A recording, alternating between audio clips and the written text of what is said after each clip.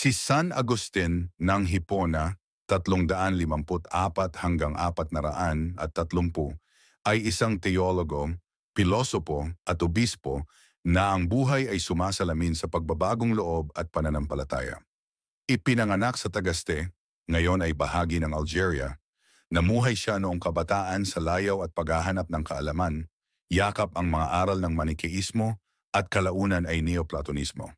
Subalit sa impluensya ng kanyang debotong ina na si Santa Monica at sa pangangaral ni San Ambrosio, si Agustin ay nagbalik loob sa Kristyanismo noong 386. Matapos siyang mabinyagan, bumalik si Agustin sa Africa, naging pari sa Hipona at kalaunan ay itinalagang obispo nito. Nagsulat siya ng maraming akda, kabilang ang Confessions, ang kanyang espiritual na talambuhay at The City of God na humubog sa teolohiyang Kristiyano ukol sa grasya, kasalanan at kaligtasan. Ang kanyang mga turo ay nananatiling mahalaga sa kaisipang Katoliko, kaya't iginawad sa kanya ang titulong Doktor ng Simbahan.